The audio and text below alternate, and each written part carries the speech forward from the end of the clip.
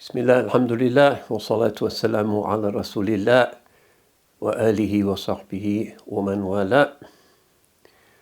شهر رمضان الذي أنزل فيه القرآن هدى للناس وبينات من الهدى والفرقان فمن شهد منكم الشهر فليصم.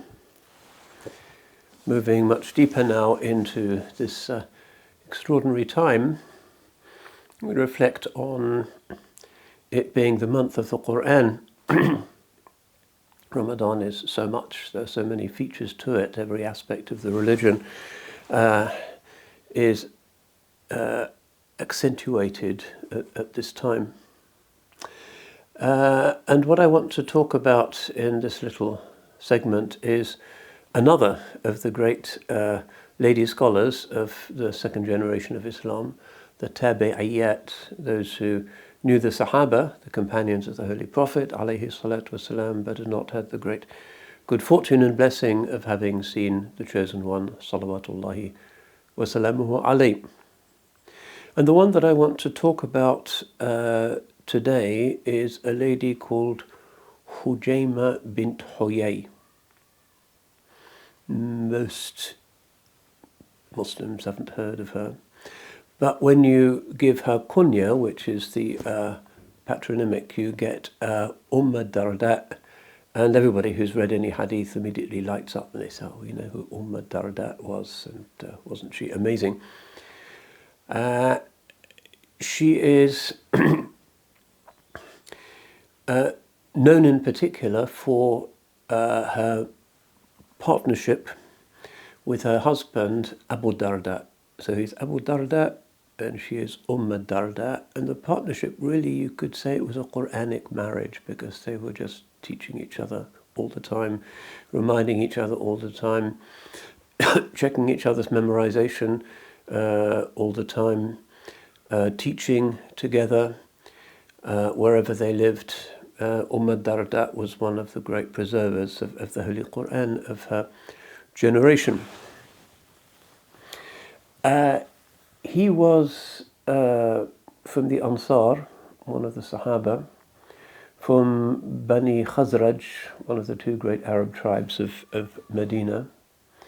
And this Ansari, this Khazraji, is known in a number of other contexts which we don't have time to rehearse now.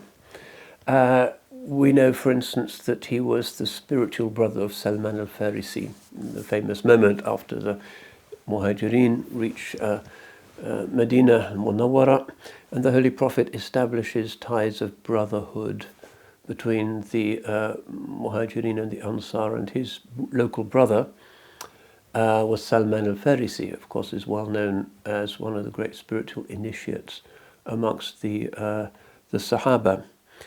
Abu Darda was we're told he was a businessman, but he fell in love with the Quran and didn't really do much trading after that.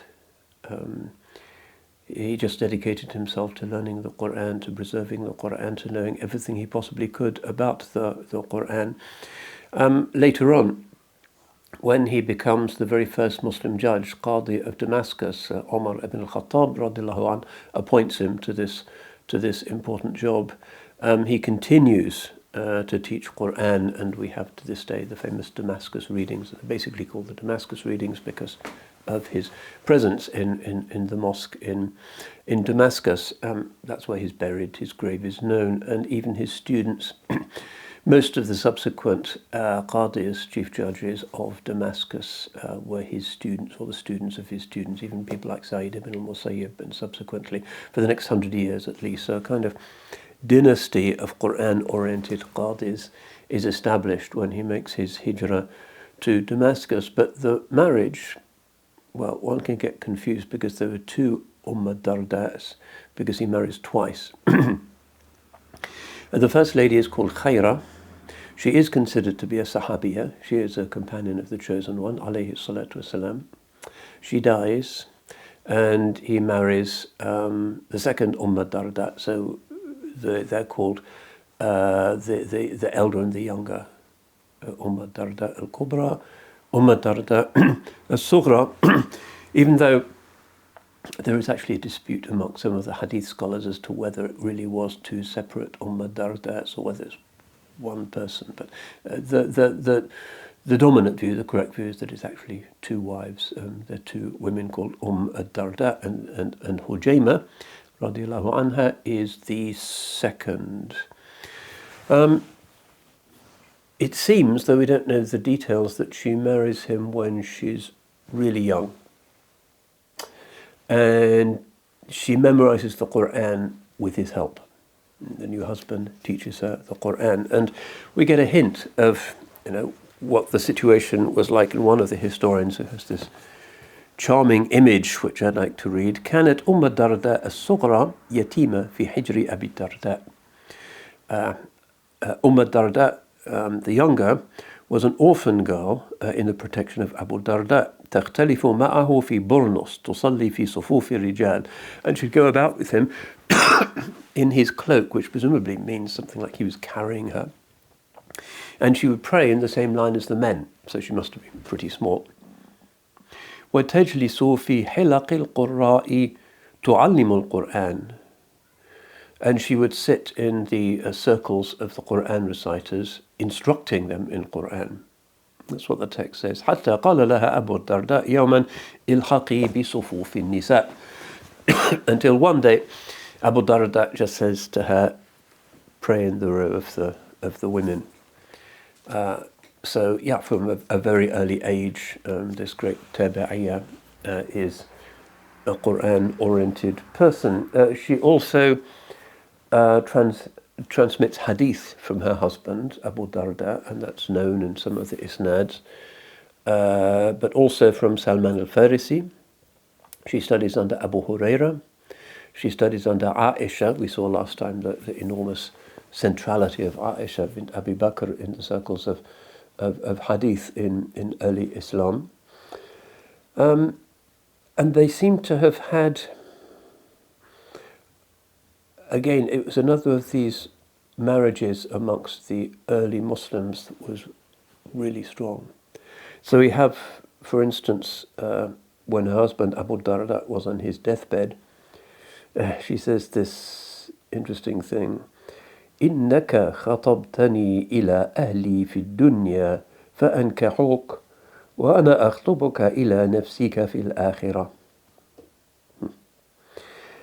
You went to my family to ask for my hand in marriage, and they gave me to you in marriage, but I am going to you to ask to be your wife in the Akhirah. One of the last things that she says to her husband, which is a touching reminder of their fidelity. So she moves with her husband to Damascus. He's the chief judge, which must have been a busy role, and also teaching the Quran in the new Umayyad mosque, which is still only part of its current dimensions. This is a very early period, of course. We're still in the 7th century. And she has her own circle, halqa, in the Umayyad mosque, which is very widely attended, and probably it's there that she narrates hadith to some of the famous hadith scholars amongst the Tabi'in and the Atba' Tabi'in. Makhul is one of them, very famous hadith narrator. Abu Qilaba, about 5 or 6 others who take their hadith from Al-Darda. In year 81, the historians mentioned that she goes on her Hajj. But basically her life is teaching Quran, teaching hadith.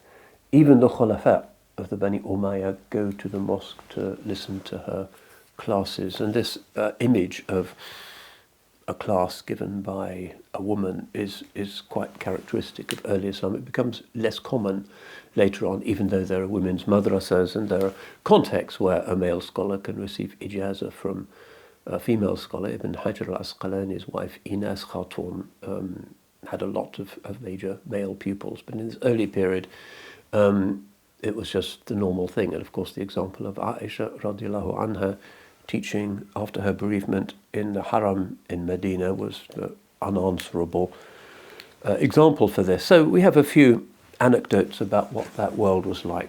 Here's one of them.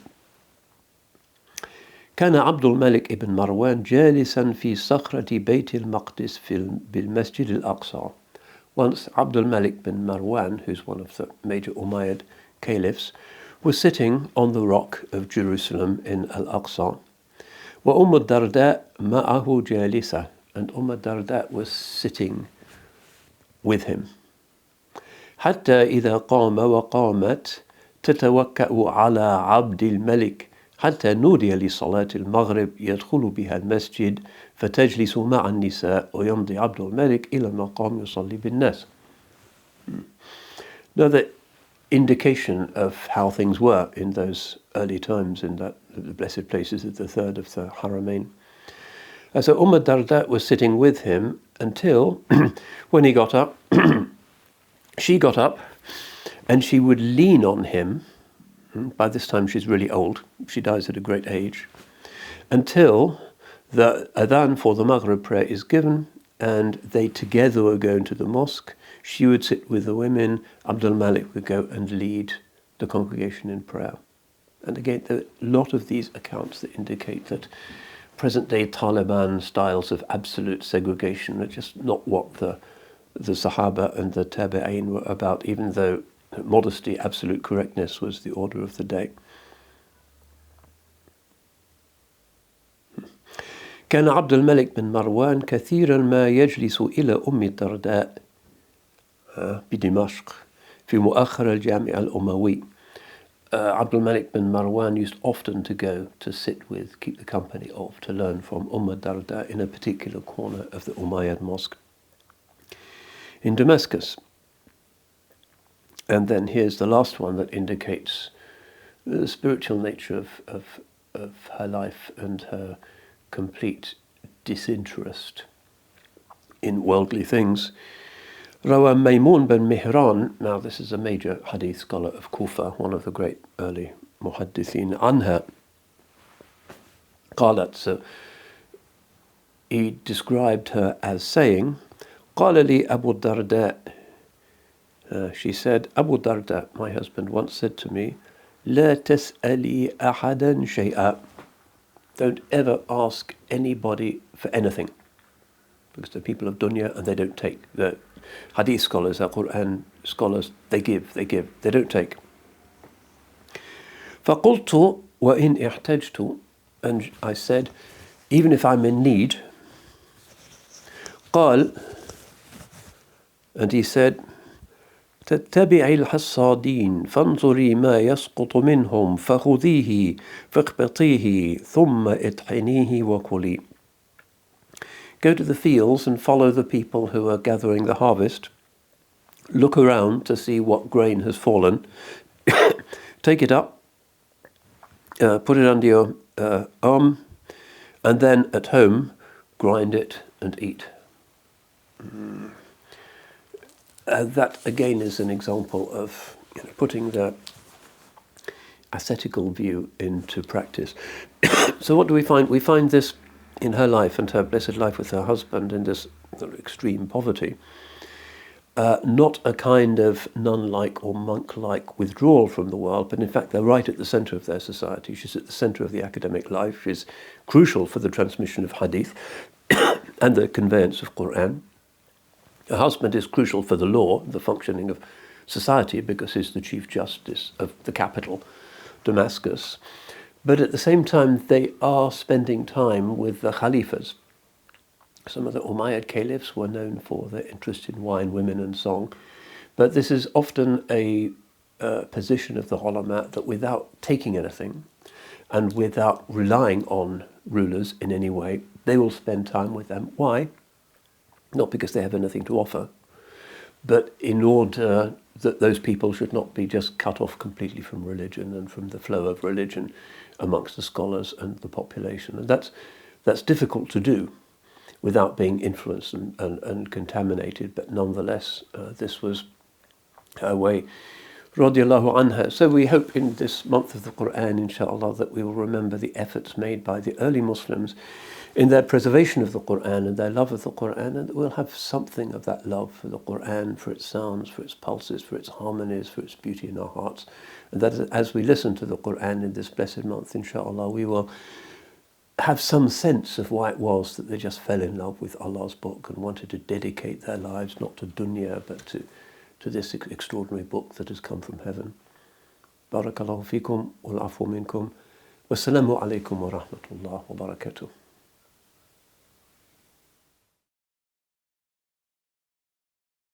Ramadan provides us with an invaluable opportunity to increase our piety, our God consciousness.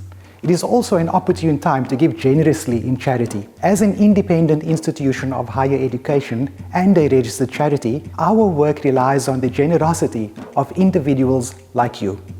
During this blessed month, we ask you to support Cambridge Muslim College. You can do so through regular giving, by becoming a friend or patron, or one-off donations, whatever the amount.